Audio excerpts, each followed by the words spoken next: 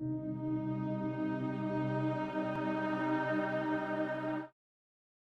the greatest name of Almighty Allah, who is Rahman and Rahim. Welcome to Dr. Najam's lectures. In this lecture, we will talk about the introduction towards the infant infectious diseases. My dears, this is the first lecture from the infectious diseases. So let's start the lecture.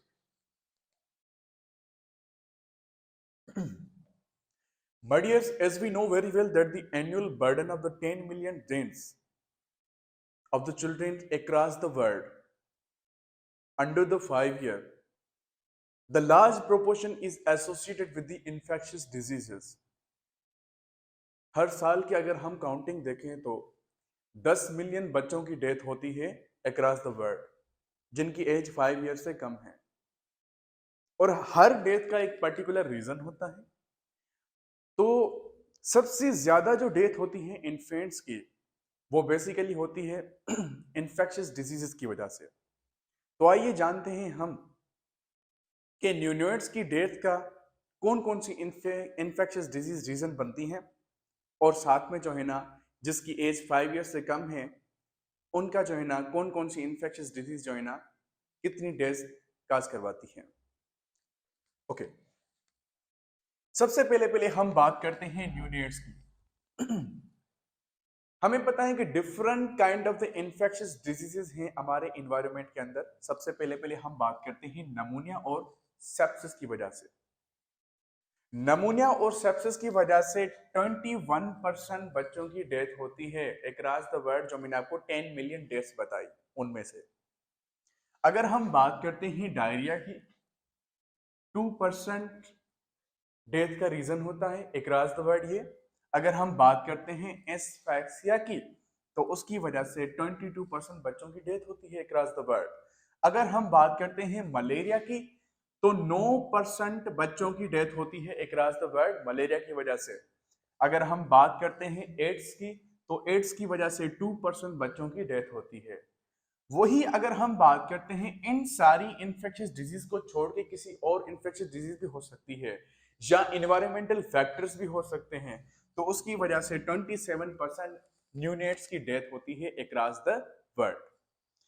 अगर यही हम बात करते हैं children under the 5 year, मतलब कि neonate से जो थोड़े बड़े हैं लेकिन 5 साल से चिल्ड्रेन वो कम हैं, उनकी डेथ के रीजन कौन कौन सी इन्फेक्शियस डिजीजेस होती हैं। सबसे पहले पहले हम बात करते हैं नमूनिया और सेप्सिस की। नमूनिया और सेप्सिस की वजह से जो चिल्ड्रेन 5 ईयर से कम हैं उनकी 29% बच्चों की अक्रॉस द वर्ल्ड डेथ होती है। अगर हम बात करते हैं डायरिया की तो डायरिया की वजह से जो है ना 17% बच्चों की डेथ होती है। अगर हम बात करते हैं प्रीटर्म बर्थ की वजह से 10% बच्चों की डेथ होती है। वही अगर हम बात करते हैं एस फाइसिया की, उसकी वजह से 8% बच्चों की डेथ होती है। उसके अलावा और भी रीजन हो सकता है, जिसे हमने न्यूनेट्स में पढ़ा तो वो 36% हो सकते हैं जो और रीजन बन सकते हैं, काज बन सकते हैं डेथ का। माय डियर्स, अब मैंने आपको ये तो बता दिया कि नमूनिया और सेप्सिस की वजह से अक्रॉस द वर्ल्ड कितने चिल्ड्रंस की डेथ होती है, और डायरिया की वजह से कितनी डेथ होती है, प्रीटर्म बर्थ की वजह से कितनी डेथ होती है।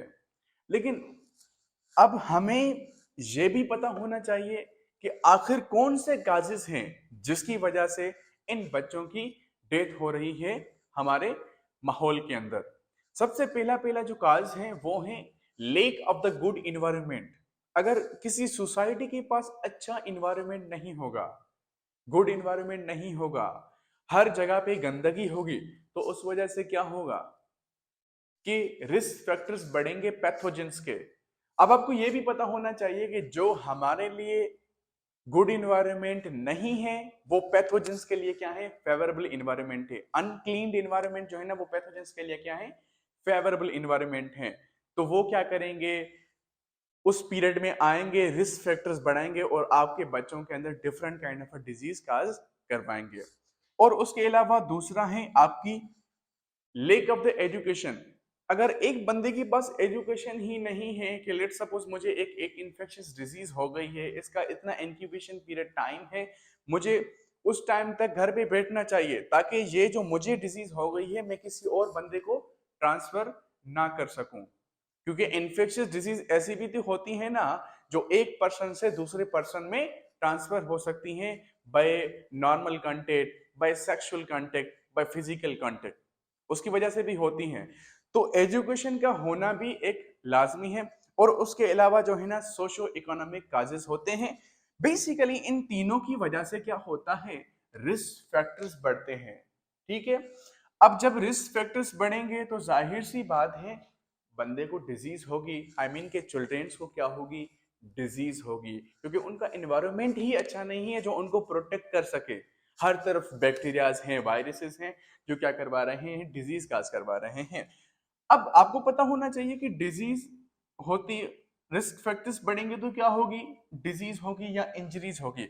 अच्छा, इंजरीज कैसे होगी, लेट सपोज अगर हमारे पास एक रोड है, वहां पे ट्रैफिक तो बहुत ज्यादा है, लेकिन वहां पे क्या है, रोड अच्छा नहीं है, रोड अच्छा नहीं है, कंस्ट्रक्शन अच्छी नहीं है, तो किस वजह से क्या होगा, एक्सीडेंट्स हो सकते हैं। तो जाहिर सी बात है ये सिर्फ रिस्क फैक्टर्स जो है ना चाइल्ड्स के लिए नहीं है, बल्कि कंप्लीट ह्यूमंस के लिए हैं जो हमारी सोसाइटी के अंदर पड़े हैं। आई मीन कि आप, मैं, हमारी अम्मी, हमारी बहनें और हमारे भाई जितने भी हैं वो सारे क्या हैं, इन रिस्क फैक्टर से सामना कर रहे हैं।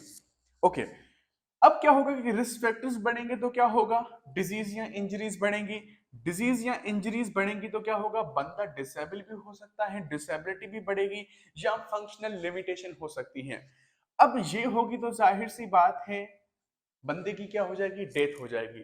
चिल्ड्रेन्स की भी ऐसे ही डेथ होती है। मतलब कि अगर हमारे पास गुड इन्वायरमेंट नहीं है, लेक ऑफ द एजुकेशन है, या सोशो इकोनॉमिक क्राइसिस है, उसकी वजह से क्या होता है, रिस्क फैक्टर्स बढ़ते हैं। रिस्क फैक्टर्स बढ़ेंगे तो क्या होगा, डिजीज और इंजरीज बढ़ेंगी, डिजीज और इंजरीज बढ़ेंगी तो क्या होगा, बंदा डिसेबल भी हो सकता है, बेबी भी डिसेबल हो सकता है, उसके बाद क्या होगा, उसकी डेथ हो सकती है। Now, start the infectious disease. First, we will talk about the simple definitions, that what are the different definitions of the infectious diseases. These are very important for all medical students. Okay.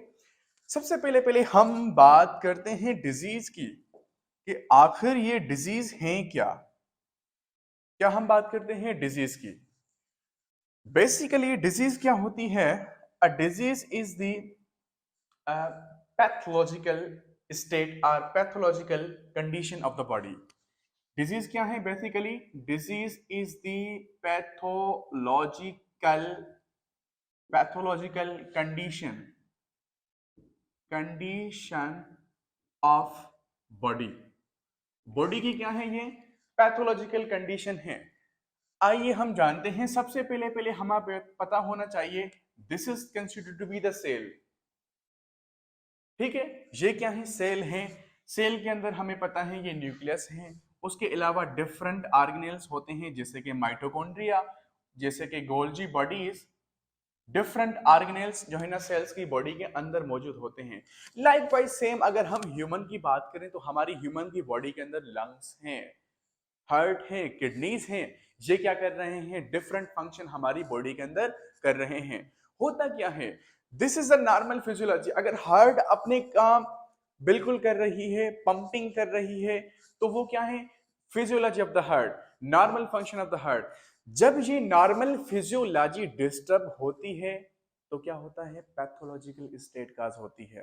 तो disease क्या होता है? Basically जब normal physiology disturb होती है तो pathological state आती है, उस पैथोलॉजिकल स्टेट को हम क्या कहते हैं? डिजीज कहते हैं। तो डिजीज की डेफिनेशन क्या हुई? अ disease is the pathological condition of the body that is characterized by the identified group of the sign and symptoms. What is disease? A disease is a pathological condition of the body, pathological condition of the body that is characterized by the identified group of the sign and symptoms.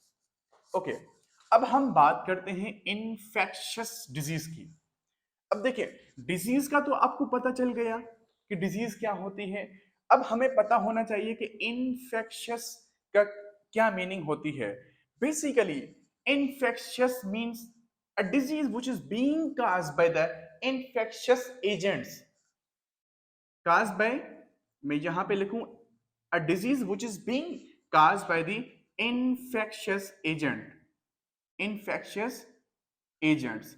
अगर मैं आपसे पूछूं कि infectious agents कौन से होते हैं, अब आप मुझे जवाब देंगे इन्फेक्शियस एजेंट आपके जो है ना बैक्टीरियाज होते हैं। इन्फेक्शियस जो है ना एजेंट आपके जो है ना फंगस होती है। इन्फेक्शियस एजेंट जो है ना आपके वायरसेस होते हैं। तो डिजीज क्या है? It is a pathological state of the body that have the identified group of the sign and symptoms. अगर हम इन्फेक्शियस डिजीज की बात करते हैं, it is also the type of disease, but this type of a disease is being caused by the infectious agent, and such these are the examples of infectious agents like the bacteria, fungus, viruses. These are what? These are the example of the infectious agents. उसके बाद हम बात करते हैं infection की कि infection क्या है।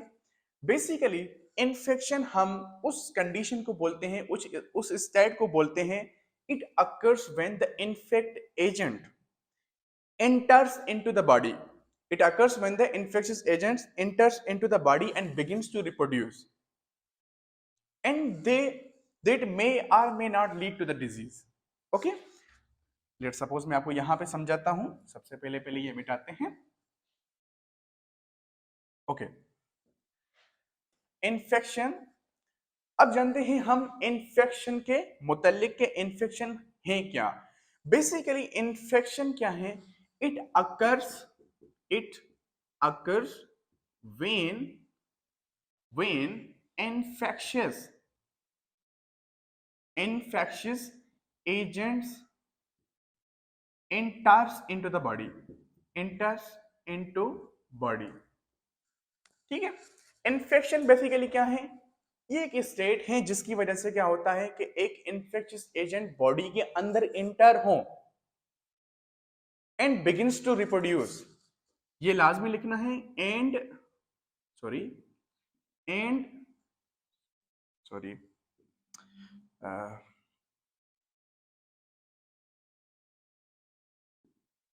एंड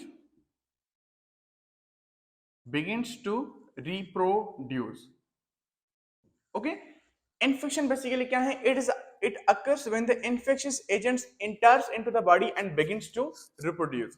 अब ये हो सकता है कि बॉडी के अंदर एंटर हो गया है, उसने जो है ना रिप्रोड्यूस करना भी शुरू कर दिया है, लेकिन उसकी वजह से डिजीज काज हो भी सकती है, काज नहीं भी हो सकती है। तो सिंपली आप इन्फेक्शन को क्या बोलेंगे? Infection, it occurs when the infectious agent enters into the body and begins to reproduce, and that may lead to the disease or may not lead to the disease। उसके बाद हम बात करते हैं पैथोजेंस की। तो बेसिकली पैथोजेंस क्या है? ये हैं आपके इन्फेक्शियस एजेंट्स। ये क्या है? आपके इन्फेक्शियस एजेंट्स हैं जो डिजीज काज करवाते हैं। ठीक है, क्योंकि लफ्ज पैथो का मतलब है, पैथो मतलब डिजीज, लफ्ज पैथो का मतलब क्या है? पैथो मतलब के disease, gen means the generator, pathogen की मीनिंग क्या हो गई? Disease generator. अब डिजीज जनरेटर कौन से होते हैं? आपके इन्फेक्शियस एजेंट भी होते हैं। अब मैं आपसे पूछूं कि इन्फेक्शियस एजेंट्स कौन से होते हैं, अब आप मुझे बताएंगे कि bacteria is considered to be the infectious agent, virus is considered to be the infectious agent, fungus is considered to be the infectious agent। So these are the different kind of the infectious agent which causing the disease into the humans। Understand? उसके बाद अगर हम बात करते हैं host की, तो host क्या है? Basically host is the organism that is infected by an organism. Host खुद बेसिकली क्या होता है? होस्ट खुद ऑर्गेनिज्म होता है, ऑर्गेनिज्म होता है, क्योंकि होस्ट भी तो जानदार होता है ना। Host is an organism which is infected, which is infected, infected by an organism. Host क्या होता है कि ये भी खुद एक ऑर्गेनिज्म है जो खुद जो है ना इन्फेक्टेड होता है। कौन इसे इन्फेक्ट करता है? आपके पैथोजन इसको क्या करते हैं? इन्फेक्ट करते हैं। ठीक है, अब देखें, डिजीज मैंने बताई पैथोलॉजिकल स्टेट है, ठीक है, जिसके स्पेसिफिक साइंस और सिम्टम्स होंगे। इन्फेक्शियस डिजीज कौन सी होती है? ऐसी डिजीज जो है ना इन्फेक्शियस एजेंट काज करवाएं, तो उस डिजीज को हम इन्फेक्शियस डिजीज कहते हैं। अगर हम बात करते हैं इन्फेक्शन की, तो इन्फेक्शन क्या है? It occurs when the infectious agents enters into the body and begins to reproduce that may lead to the disease or may not lead to the disease। उसके बाद पैथोजेंस मैंने आपको बताया कि जो है ना इन्फेक्शियस एजेंट खुद क्या है? पैथोजेंस है, क्योंकि लफ्ज पैथोजिन जो है ना, patho means the disease, gen means the generator. अब ये क्या हो गया? डिजीज जनरेट कर रहे हैं, तो इसकी वजह से हम इनको पैथोजेंस बोल रहे हैं। अब मैं बोल सकता हूं कि पैथोजेंस आपके बैक्टीरियाज भी हो सकते हैं, वायरसेस भी हो सकते हैं, फंगस भी हो सकती है। उसके बाद मैंने आपको होस्ट बताया कि होस्ट क्या होता है? Organism which is infected by an organism. ठीक है, होस्ट क्या होता है? बेसिकली ये ऑर्गेनिज्म है जो इन्फेक्टेड होता है किससे? आपके पैथोजेन से। उसके बाद जो है ना वायरुलेंस की हम बात करते हैं कि वायरुलेंसी क्या है या वायरुलेंस क्या है। Basically it is a relative ability of an agent to cause the disease. ये क्या है? रिलेटिव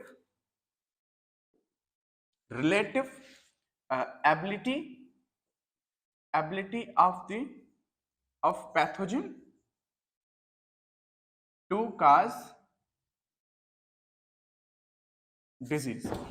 ठीक है, तो आपको पता होना चाहिए कि वायरुलेंसी क्या है। Basically it is a relative ability of the organism to cause the disease. एक पैथोजन की एक खासियत है जिसकी वजह से वो क्या करवाता है? डिजीज काज करवाता है।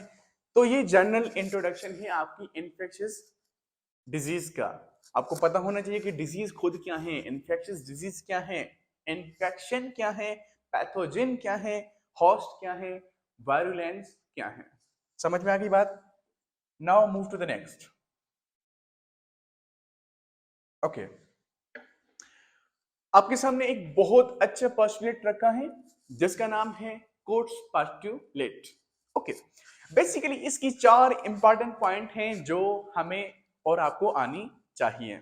सबसे पहली पॉइंट आपको यहां पे मिलेगी। सबसे पहली पॉइंट कौन सी है? पहली पॉइंट है the suspected agent. The suspected causative agent must be absent in all healthy living organism but should be present into the diseased living organism। Simple point है। सिंपल पॉइंट क्या है कि जो बंदा डिजीज काज करवा रहा है, मतलब कि जो पैथोजन डिजीज काज करवा रहा है, वो हेल्दी जानदारों में नहीं होगा, लेकिन जो बंदा डिजीज्ड होगा, जो अनहेल्दी पर्सन है, उसके अंदर वो मौजूद होगा। तो सबसे पहले इसने एक्सपेरिमेंट में क्या किया? इसने एक्सपेरिमेंट में एक चूहा उठाया। अब चूहे बेचारा हर वक्त जब भी कोई मेडिकल का एक्सपेरिमेंट होता हो या बायोलॉजिकल का एक्सपेरिमेंट करना हो, तो बेचारे चूहे को हम उठाते हैं। तो इसने भी क्या किया? चूहे को उठा दिया। सबसे पहले इसने हेल्दी चूहे को जब देखा, हेल्दी माइस को जब देखा, तो क्या हुआ? जब इसने इसका ब्लड सैंपल लिया और माइक्रोस्कोप में देखा, तो वहां पे कॉजेटिव एजेंट था ही नहीं। वहां पे क्या? कॉजेटिव एजेंट था ही नहीं। अब जाहिर सी बात है, इस बंदे को डिजीज ही नहीं है, तो उसके ब्लड के अंदर क्यों होगा? नहीं होगा ना, क्योंकि मैंने आपको इन्फेक्शन की डेफिनेशन बताई। इससे पिछली स्लाइड में मैंने आपको इन्फेक्शन की डिजीज बताई है। It occurs when pathogen enters into the body and begins to reproduce. अब जाहिर सी बात है, बॉडी के अंदर इंटर हुआ है तो ब्लड स्ट्रीम में आएगा ना। तो जब इसने ब्लड स्ट्रीम में देखा, तो इसका कोई भी कॉजेटिव एजेंट वहां पे नहीं था। तो फर्स्ट पॉइंट तो उसकी ठीक हो गई। अब फर्स्ट पॉइंट के अलावा इसकी सेकंड पार्ट जो फर्स्ट पॉइंट का है, वो है कि डिजीज ऑर्गेनिज्म के अंदर सस्पेक्टेड एजेंट मौजूद होगा, मतलब कि पैथोजन मौजूद हो गए। तो क्या हुआ कि ये इसने डिजीज चूहा उठाया, जब इसकी ब्लड सैंपल को लेके माइक्रोस्कोप में रखा, तो वहां पे देखा तो यहाँ पे तो बैक्टीरिया मौजूद है, कॉजेटिव एजेंट्स मौजूद हैं, जो डिजीज इस चूहे के अंदर जिसने काज करवाई है। ओके, अब इसकी दूसरी पॉइंट पे आते हैं। दूसरी पॉइंट में ये क्या बताता है, हमें ये बताता है कि causative agent must be isolated from the disease organism and grown into the pure culture। हमें ये क्या बताता है कि हमने लीड सपोज यहाँ पे कॉजेटिव एजेंट नोट कर लिया, कॉजेटिव एजेंट देखा, तो यही कॉजेटिव एजेंट हम कल्चर मीडिया में भी उसे हम ग्रो कर सकें। तो ये इसने क्या किया कि ब्लड सैंपल इसका लेके जो कॉजेटिव एजेंट के पर्टिकुलर बैक्टीरिया थे उन्होंने कल्चर मीडिया में उनको ग्रो करवा दिया। अब इसकी थर्ड पॉइंट है, the cultured agent should be cause the same disease when inoculated into the healthy suspected organism। अब इसने ये बताया कि अगर मैं जो इसने ये कल्चर्ड कॉजेटिव एजेंट्स बनाए हैं, अगर यही कल्चर्ड कॉजेटिव एजेंट में इंजेक्शन के जरिए किसी और हेल्दी जानदार को डालूंगा तो वो क्या होगा, वो खुद भी क्या हो जाएगा, बीमार हो जाएगा। तो ये इसकी तीन इंपॉर्टेंट पॉइंट है। सबसे पहली पॉइंट क्या है कि आपके जो हेल्दी जानदार है, हेल्दी जानदार के अंदर कोई भी कॉजेटिव एजेंट नहीं होगा। जो आपके डिजीज जानदार है उसके अंदर कॉजेटिव एजेंट भी मौजूद होगा। थर्ड इसकी पॉइंट क्या है, थर्ड इसकी पॉइंट ये है कि जो पॉजिटिव एजेंट जो बंदे डिजीज काज करवा रहे हैं, आई मीन के पैथोजन जो डिजीज काज करवा रहे हैं, अगर हम किसी डिजीज ऑर्गेनिज्म से वो निकाल के उनका कल्चर मीडिया बनाएंगे, एक पर्टिकुलर जो है ना लेब में उनको ग्रो करवाएंगे, और उसके बाद जब वो जो हमने ग्रो करवाए हैं, जो हमने कल्चर किया है, वो कल्चर्ड ऑर्गेनिज्म अगर हम किसी में डालेंगे, हेल्दी ऑर्गेनिज्म में डालेंगे, तो वहां पे भी क्या होगा, वो पर्सन भी इल हो जाएगा, क्योंकि कॉजेटिव एजेंट तो सेम ही है ना। अब इसके अंदर जो पैथोजन डिजीज काज करवा रहा है, जो कल्चर में पैथोजन है वो क्या है, सेम है, तो जाहिर सी बात है इसको भी क्या कर देगा, वो डिजीज ऑर्गेनिज्म कर देगा। अब सर से लास्ट वाली जो इसकी पॉइंट है वो कौन सी है कि same positive agent must be reisolated from in inoculated disease organism. अब इसने ये क्या बताया है कि जो बेसिकली ये जो है ना थर्ड ही पॉइंट की है। थर्ड पॉइंट कैसे है, जब इसने क्या बताया कि माइक्रोस्कोप में इसका हम क्या करें, कल्चर ग्रो कर पाए। अब ये बात है कि हमने एक कल्चर बनाया, उस कल्चर बनाने के बाद किसी हेल्दी ऑर्गेनिज्म में डाला, जब हेल्दी ऑर्गेनिज्म में डाला तो वो ऑर्गेनिज्म क्या हो गया, उसको भी डिजीज हो गई।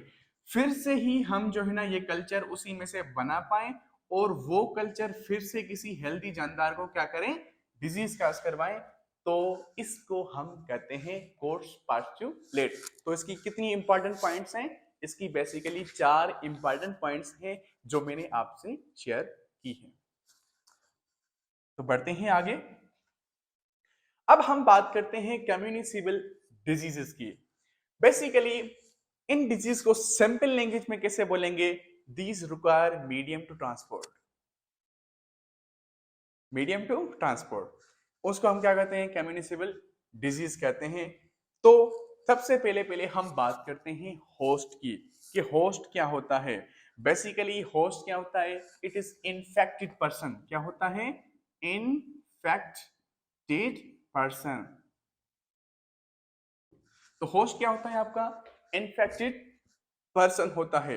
अगर हम बात करते हैं वेक्टर की, तो वेक्टर्स को हम क्या बोलते हैं, कैरियर, कैरियर ऑफ डिजीज और पैथोजन। ठीक है, वेक्टर को हम क्या बोलते हैं, कैरियर ऑफ द डिजीज। उसके अलावा हम बात करते हैं कॉजेटिव एजेंट्स की।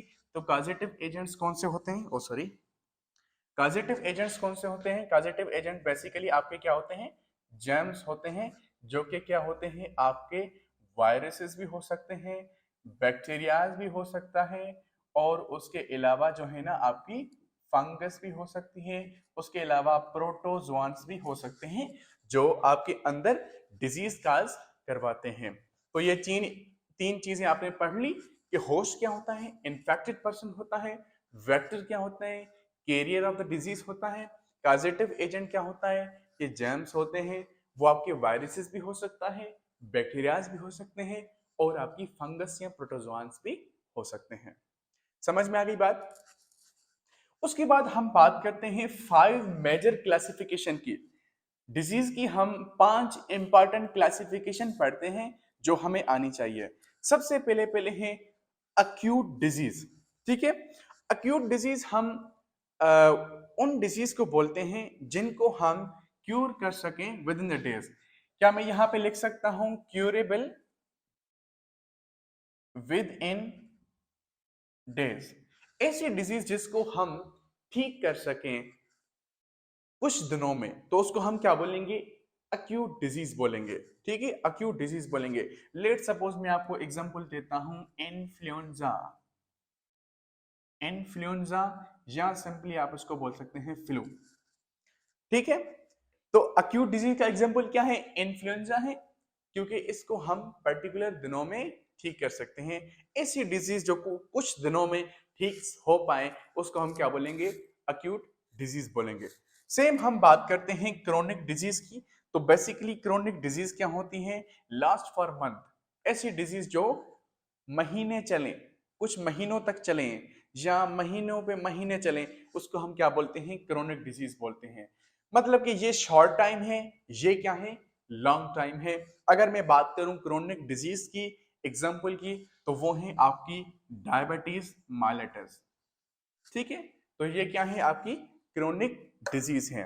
उसके बाद हम बात करते हैं पेंडेमिक डिजीज की। बेसिकली पेंडेमिक डिजीज जो होती है वो वर्ल्ड वाइड डिजीज होती है। ये बहुत इंपॉर्टेंट है, world wide disease. Pandemic disease कौन सी होती है? वर्ल्ड वाइड डिजीज होती है। लेट सपोज रिसेंटली जो हमारे पास था कोविड 19। ठीक है, ये क्या है? पेंडेमिक डिजीज का एग्जाम्पल है। उसके बाद हम बात करते हैं एंडेमिक डिजीज की। एंडेमिक डिजीज जो होती है वो रीजनल डिजीज होती है। क्या होती है? आपकी रीजनल डिजीज होती है। रीजनल डिजीज होती है। अगर मैं आपसे बात करूं कि एंडेमिक डिजीज का क्या एग्जाम्पल है, तो आप मुझे फौरन बताएंगे कि malaria is considered to be the endemic disease. तो मलेरिया किसका एग्जाम्पल है? आपकी एंडेमिक डिजीज का एग्जाम्पल है। उसके बाद लास्ट हमारे पास आता है एपिडेमिक डिजीज। अगर एपिडेमिक डिजीज की मैं बात करूं, basically it is a seasonal disease. कि ये क्या होती है? सीजनल, सॉरी, सीजनल डिजीज होती है। ये क्या होती है? Seasonal disease. जैसे कि हम बात करते हैं एबोला वायरस की, जो हमें सुनने को मिला था 2014 से लेके 2016 तक, जिसकी क्राइसिस बहुत ज्यादा बढ़ रही थी अफ्रीका के अंदर, वेस्ट अफ्रीका के अंदर। तो ये क्या हो गया? एंडेमिक डिजीज का एग्जाम्पल हो गया एबोला वायरस का। समझ में आ गई बात? तो कम्युनिकेबल डिजीज क्या होती है? Basically they required the medium to transport. अब ये तीन इंपॉर्टेंट फैक्टर्स होते हैं इस कम्युनिकेबल डिजीज के अंदर। सबसे पहला आपका होता है होस्ट, जो होता है इन्फेक्टेड पर्सन। अगर हम बात करते हैं वेक्टर्स की, तो वेक्टर क्या होता है? Carrier of the disease. उसके बाद कॉजेटिव एजेंट जो होते हैं डिफरेंट जर्म्स होते हैं, वायरसेस, बैक्टीरिया। फिर हमने पढ़े फाइव मेजर क्लासिफिकेशन। उनमें पढ़ा acute disease, short term disease, chronic disease, long term disease, pandemic disease, world wide disease, endemic disease, regional disease, epidemic disease, seasonal disease. जो है ना, एपिडेमिक डिजीज में मैंने आपको एग्जांपल दिया एबोला वायरस का।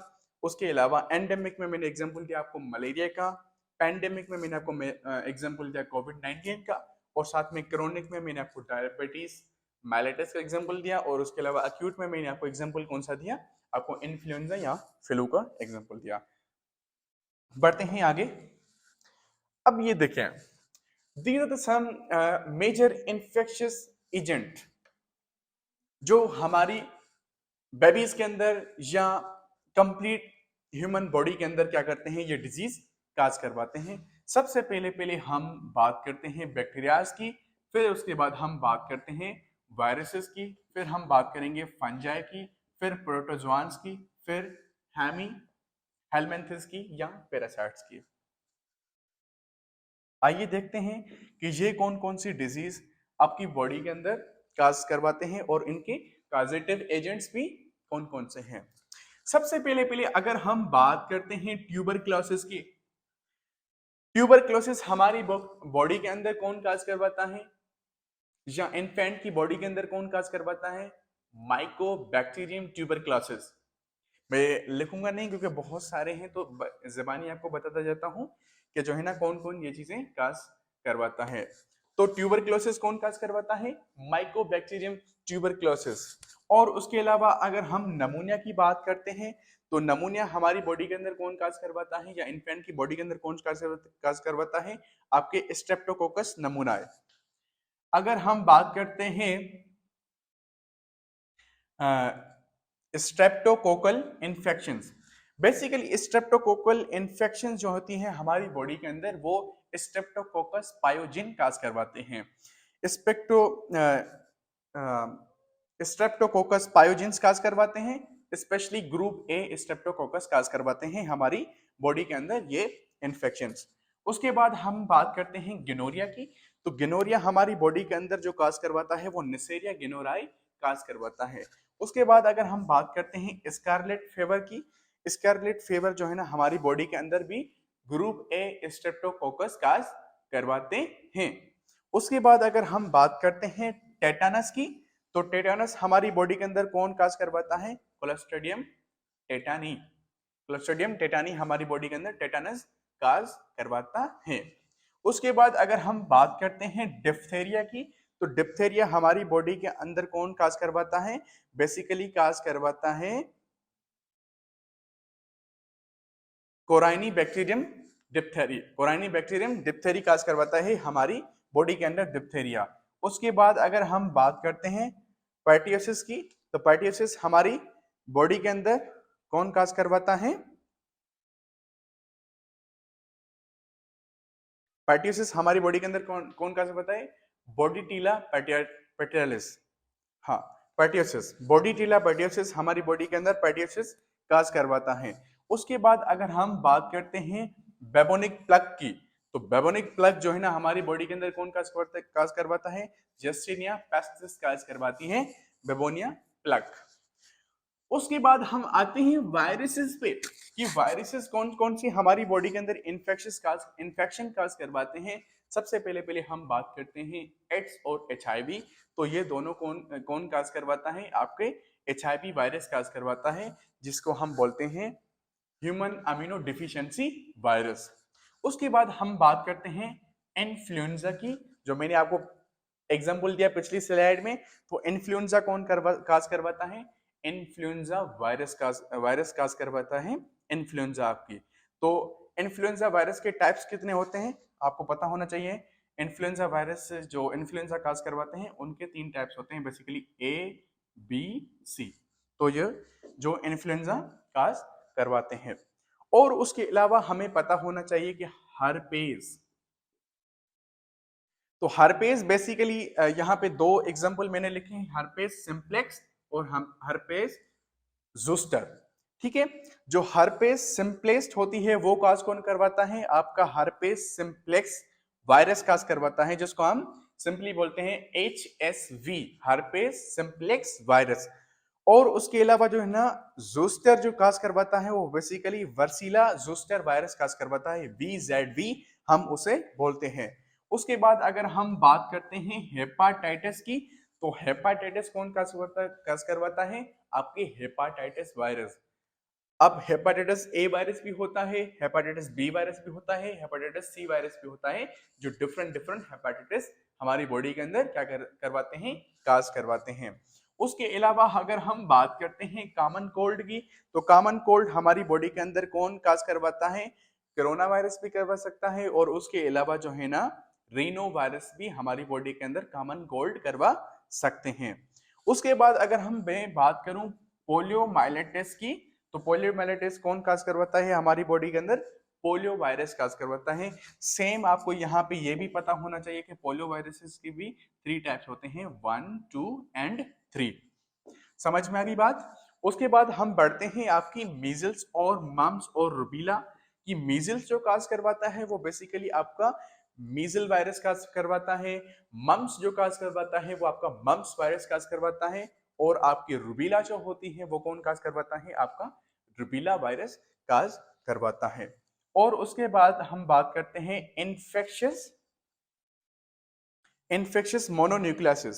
सॉरी यहाँ पे आपको नजर नहीं आ रहा होगा, इन्फेक्शियस मोनोन्यूक्लियासिस होती हैं वो आपके कौन से काज करवाते हैं, बेसिकली आपके एस्पिटिन बारी वायरसेस, एस्पिटिन बारी वायरसेस काज करवाते हैं, आपकी इन्फेक्शियस मोनोन्यूक्लियासिस काज करवाते हैं।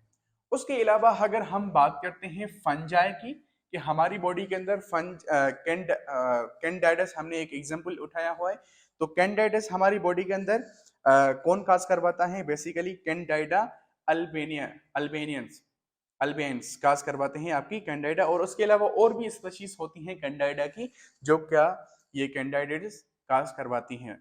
और उसके अलावा अगर हम बात करते हैं एथलीट फुट की, यहाँ पे एग्जांपल जिसने दिया है टीनिया पीडस का, तो वो हमारी बॉडी के अंदर कौन काज करवाता है, टीनिया पीडस। बेसिकली यहाँ पे फंगल स्पीशीज होती हैं जैसे कि ट्राइकोफाइटान्स और प्लस में माइक्रोस्पोरिन, ठीक है, वो ये काज करवाती हैं। और साथ ही अगर हम बात करते हैं जर्क इचिस की, और जिसको हम टीना क्रिसिस कहते हैं, वो भी हमारी बॉडी के अंदर कौन काज करवाते हैं, यही सेम करवाते हैं, ट्राइकोफाइटान्स और प्लस में माइक्रोस्पोरिन काज करवाते हैं। सेम जो है ना नेल फंगस भी जो है ना वो कौन काज करवाता है, ट्राइकोफाइटान्स और प्लस में माइक्रोस्पोरिन काज करवाते हैं।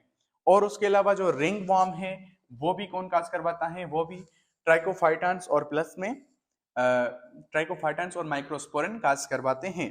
अगर हम बात करते हैं हिस्टोप्लाज्मोसिस की, तो हिस्टोप्लाज्मोसिस हमारी बॉडी के अंदर कौन काज करवाता है, वो होता है हिस्टोप्लाज्मा कैप्सुलुटम, ठीक है, वो ये हमारी बॉडी के अंदर डिफरेंट इन्फेक्शंस काज करवाते हैं। जो मैंने आपको बैक्टीरियाज बताएं, वायरसेस बताएं, फंजाई बताएं। अब मैंने आपको यहाँ पे थोड़ा लंबा इस वजह से कर रहा हूँ ताकि अभी से आपको ये पता होना चाहिए कि जो ना ये चीजें आपकी बॉडी के अंदर आपके लिए इम्पोर्टेंट रखती हैं, ताकि जब हम इन्फेक्शियस डिजीज के और लेक्चर अपलोड करें तो आपको कोई मुश्किल ना हो कि जो ना वहां पे भी हम डिटेल में पढ़ेंगे, लेकिन पहले थोड़ा बहुत आपको पता होगा तो आगे चल के आपको बहुत इजीनेस आएगी। उसके बाद अगर हम बात करते हैं एमोबियोसिस की, तो वो कौन काज करवाता है, बेसिकली आपकी एंट अमेबा हिस्टोलाइटिका काज करवाती है। और उसके अलावा अगर हम बात करते हैं एम्बिक मेनिंजो एन्सेफेलाइटिस, तो वो कौन काज करवाता है, बेसिकली वो काज करवाती है आपकी निजेलिया फ्लोरी वायरस। और उसके अलावा अगर हम बात करते हैं मलेरिया की, तो आपकी बॉडी के अंदर मलेरिया कौन काज करवाता है, मलेरिया आपकी बॉडी के अंदर काज करवाता है प्लाज्मोडियम। अब प्लाज्मोडियम के भी डिफरेंट टाइप्स हैं जो आपको पता होने चाहिए, जैसे कि प्लाज्मोडियम, यहाँ पे मैं कुछ लिखता हूं, जैसे कि Plasmodium vivax, Plasmodium malariae, Plasmodium vivax, Plasmodium malariae, Plasmodium falciparum, Plasmodium vivax, Plasmodium malariae, Plasmodium falciparum and Plasmodium ovale. अब जब भी यहाँ पे गूगल पे देखेंगे या किसी भी बुक्स में देखेंगे तो आपको ये 4 मिलेंगे, लेकिन इसके अलावा और भी एक टाइप है जिसको हम बोलते हैं प्लाज्मोडियम नावोलोशी, ठीक है, वो क्या होता है प्लाज्मोडियम नावोलोशी, ये बेसिकली जो है ना अफ्रीका के अंदर पाया जाता है, ये भी क्या है प्लाज्मोडियम का टाइप है। तो क्या है Plasmodium vivax, Plasmodium malariae, Plasmodium falciparum, Plasmodium ovale and new type कौन सा है प्लाज्मोडियम नावोलोशी। उसके बाद अगर हम बात करते हैं सॉरी हाँ, उसके बाद अगर हम बात करते हैं ट्राइकोमोनालिसिस की, तो हमारी बॉडी के अंदर कौन काज करवाता है, हाँ ये मैंने आपको यहाँ पे बता दिया। उसके अगर हम बात करते हैं टोक्सोप्लाज्मोसिस की, तो हमारी बॉडी के अंदर टोक्सोप्लाज्मोसिस कौन काज करवाता है, टोक्सोप्लाज्मा गेंडी काज करवाती है। अगर हम बात करते हैं यहाँ पे गार्डियासिस की, तो गार्डियासिस कौन काज करवाता है, गार्डिया लंबिया वायरस प्रोटोजोन काज करवाता है। और उसके अलावा अगर हम बात करते हैं ब्लैंडियाडिसिस की, तो वो कौन काज करवाता है, ब्लैंडिडियासम कोलाई प्रोटोजोन काज करवाता है। अगर हम बात करते हैं क्रोप्टोस्पोरोडियोसिस की, तो वो कौन काज करवाता है, बेसिकली आपकी क्रोप्टोस्पोरोडियम एसएसपी काज करवाता है। अगर हम बात करते हैं न्यूमोसाइटोसिस की, तो न्यूमोसाइटोसिस कौन करवाता है, न्यूमोसाइटिस जीरोवेसी काज करवाता है। लाइकवाइज सेम अगर हम बात करते हैं यहाँ पे हेलमेंथिस की, जो हमारी बॉडी के अंदर डिफरेंट इन्फेक्शंस काज करवाते हैं। सबसे पहले हमारे पास इन्फेक्शन आती है ट्राइकोरियोसिस। टैक्रोसिस हमारी बॉडी के अंदर कौन काज करवाता है? बेसिकली ट्राइकस ट्राइचीरिया, वो काज करवाता है। अगर हम बात करते हैं हुकवांग की, तो हुकवांग की हमारी बॉडी के अंदर नेक्टर अमेरिकस उसका साइंटिफिक नेम है, और उसके अलावा वो भी हमारी बॉडी के अंदर डिफरेंट इन्फेक्शंस काज करवाता है। अगर हम बात करते हैं लिम्फेटिक फिब्रिलेसिस की, जिसको हम एलिफेंटिसिस कहते हैं, तो वो कौन काज करवाता है? बेसिकली हमारी बॉडी के अंदर वोचेलेरिया काज करवाता है। और उसके अलावा अगर हम बात करते हैं सिस्टिक शिस्टोसिस, तो वो हमारी बॉडी के अंदर कौन काज करवाता है? शिस्टोमा मैंसिनी, शिस्टोमा मैंसिनी काज करवाता है। अगर हम बात करते हैं लास्ट में एस्केरिसिस की, तो एस्केरिसिस हमारी बॉडी के अंदर कौन काज करवाता है? Ascaris Lumbricus. तो ये हमारे डिफरेंट इन्फेक्शियस एजेंट हैं जो मैंने आपको बताया कि डिफरेंट डिजीजेस हमारी बॉडी के अंदर काज करवाते हैं। तो आइए बढ़ते हैं, हमारा लास्ट ये स्लाइड है जिस पे हम बात करेंगे अभी। तो सबसे पहले हम देखेंगे इन्फेक्शियस प्रोसेस है क्या, वो इन्फेक्शियस प्रोसेस होता कैसे हैं। तो सबसे पहले हम बात करते हैं रिजर्वर्स की। तो रिजर्वर्स कौन सी क्या चीज होती है? जहां पे इन्फेक्शियस एजेंट मौजूद हो। तो रिजर्वर्स का मतलब क्या हो गया? जहां पे इन्फेक्शियस एजेंट मौजूद हो। तो इन्फेक्शियस एजेंट कौन से होते हैं, कहाँ पे मौजूद होते हैं? आपके पीपल्स में हो सकते हैं, इन्फेक्टेड पर्सन्स के अंदर हो सकते हैं, वाटर के अंदर मौजूद हो सकते हैं, और प्लस में आपके फूड के अंदर ये मौजूद हो सकता है इन्फेक्शियस एजेंट। उसके बाद जब रिजर्वर्स का हमें पता चल गया, तो हमें पता होना चाहिए कि इन्फेक्शियस एजेंट कौन से होते हैं। जो मैंने आपको पहले से बताया, जो डिजीज काज करवाते हैं उसको हम क्या बोलते हैं? इन्फेक्शियस एजेंट बोलते हैं। उनका एग्जाम्पल क्या है? Bacteria, fungi, parasites, पेरियंस। तो ये क्या है? डिफरेंट इन्फेक्शियस एजेंट हैं जो हमारी बॉडी के अंदर क्या करते हैं? इन्फेक्शन काज करवाते हैं। तो वो कहाँ पे मौजूद होते हैं? रिजर्वर्स के अंदर मौजूद होते हैं। सबसे पहले हम बोलते हैं पीपल्स के अंदर मौजूद हो सकते हैं, वाटर के अंदर मौजूद हो सकते हैं, या फूड के अंदर मौजूद हो सकते हैं। तो बेसिकली ये रिजर्वर्स के अंदर ये पैथोजेंस मौजूद होते हैं, जो कि हम इनको क्या बोलते हैं? इन्फेक्शियस एजेंट बोलते हैं। तो इन्फेक्शियस एजेंट हमारी बॉडी के अंदर कौन से होते हैं? बैक्टीरिया हो सकते हैं, फंजाई हो सकता है, प्रोटोजोआन्स हो सकते हैं, या पैरियंस हो सकते हैं। तो ये इन्फेक्शियस एजेंट क्या होते हैं? बेसिकली ये सस्पेक्टेबल होस्ट ढूंढते हैं ताकि पर्टिकुलर बंदे में जाके पर्टिकुलर डिजीज काज करवाएं। अब सस्पेक्टिव एजेंट्स कौन से होते हैं? इंडिविजुअल्स जिसको डिजीज हो सकती है। तो वो आपका डिजीज किस बंदे को, ज्यादातर किस बंदे को चांस होता है डिजीज होने का? जिसका इम्यून सिस्टम वीक हो, या जिसको डायबिटीज हो, या जिसकी स्किन जल गई हो, या उसकी रिसेंट सर्जरी हो, या उसकी पर्टिकुलर एज बहुत ज्यादा हो। तो आपको भी ये भी पता है कि एक बंदे की अगर एज ही ज्यादा है तो उसकी क्या होती है? इम्यूनिटी वीक हो जाती है। तो सिंपल इज दैट, जब हमारी बॉडी के अंदर इम्यूनिटी वीक हो जाती है तो उस वजह से क्या होता है? हमारी बॉडी के अंदर इन्फेक्शन होने के ज्यादा चांसेस बनते हैं। तो इन्फेक्शियस एजेंट सस्पेक्टेबल होस्ट को ढूंढेंगे। होस्ट कौन सा होगा? जिसकी इम्यूनिटी वीक होगी, या जिसको डायबिटीज होगी, या स्किन जल गई। स्किन जो है ना, आपकी एक मेम्ब्रेन है जो आपको प्रोटेक्शन देती है इन्वायरमेंट से।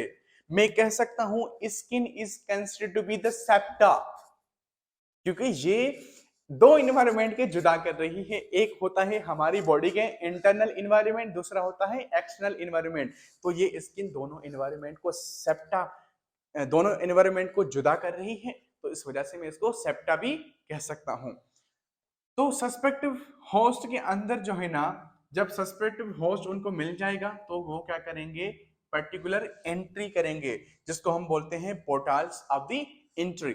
अब हर होस्ट में जाने का डिफरेंट तरीका होगा, ठीक है। सबसे पहले हम बात करते हैं म्यूकस मेम्ब्रेन्स की। तो या तो ये होस्ट डायरेक्ट म्यूकस मेम्ब्रेन से जा सकते हैं, या आपके रेस्पिरेटरी सिस्टम से जा सकते हैं, या आपके डाइजेस्टिव सिस्टम से जा सकते हैं, या आपकी ब्रोकन स्किन से जा सकते हैं। लेट्स सपोज अगर मैं यहाँ पे बैठा हूँ, आपको लेक्चर दे रहा हूँ, तो हजारों वायरसेस, हजारों बैक्टीरिया जो है ना, जब मैं इनहेल करता हूं तो हजारों वायरसेस बैक्टीरिया हमारी बॉडी के अंदर इंटर होते हैं, ठीक है। Same wise bacteria virus enter हो सकते हैं, तो वो क्या है? रेस्पिरेटरी सिस्टम के थ्रू हमारी बॉडी के अंदर इंटर हो गया।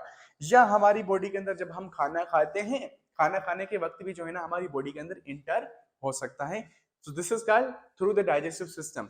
या हमारी स्किन जल गई, अब ये तो प्रोटेक्शन दे रही थी हमें इन्वायरमेंट से, तो क्या हो गया जब ये जल गई तो यहाँ पे बैक्टीरिया वायरस इजीली इंटर हो सकते हैं। तो आपको पता होना चाहिए कि पोर्टल ऑफ द एंट्री क्या मतलब है कि कौन से वे हैं जिससे बैक्टीरिया वायरसेस या इन्फेक्टिव एजेंट हमारी बॉडी के अंदर आ सकते हैं। जब एक बार वो इंटर होंगे तो जाहिर सी बात है फिर ये एक पर्सन से दूसरे पर्सन में ये डिजीज जाएगी, जिसको हम बोलते हैं मोड ऑफ द ट्रांसमिशन। तो मोड ऑफ ट्रांसमिशन भी डिफरेंट हो सकते हैं, आपकी फिजिकल हो सकते हैं, कांटेक्ट भी हो, फिजिकल कांटेक्ट भी हो सकता है, ड्रॉपलेट्स भी हो सकता है, एयरबॉर्न्स भी हो सकता है।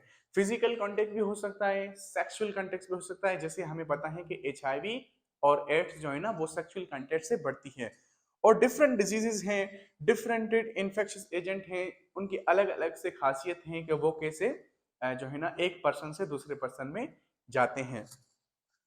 ठीक है, जब उनकी मोड ऑफ द ट्रांसमिशन होगी तो फिर वो क्या होगा, और उसके साथ साथ बेसिकली मोड ऑफ ट्रांसमिशन भी करते हैं, और उसके अलावा जो है ना पोर्टल ऑफ द एग्जिट, और हमारी बॉडी के अंदर क्या करेंगे, डेवलप भी करते रहेंगे, हमारी ब्लड स्ट्रीम में घूमेंगे, जिसकी वजह से हमारी बॉडी के अंदर पर्टिकुलर साइन और सिम्टम्स होंगे। मैं आगे आपको पढ़ाऊंगा कि बैक्टीरिया में भी होती है, जिसमें जब एक बैक्टीरिया ब्लड के अंदर दाखिल हो जाए तो उसको हम क्या बोलते हैं, बैक्टीरिया।